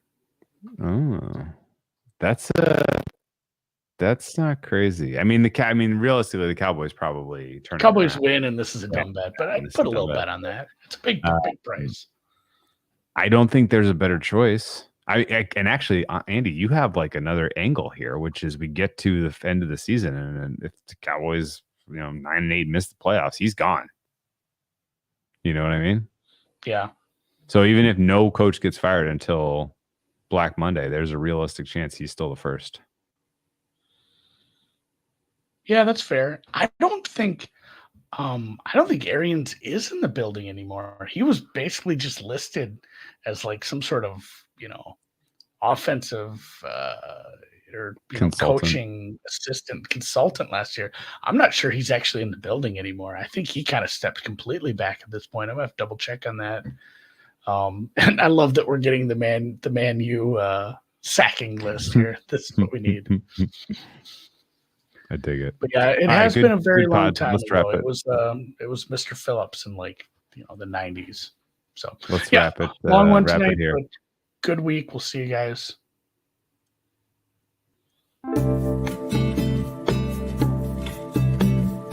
In mid-season, you can kick the tires on Dan Quinn. That's the thing. You have a really high-end D coordinator that you need to bring in an offensive coordinator at that point. I'm not sure who you go get.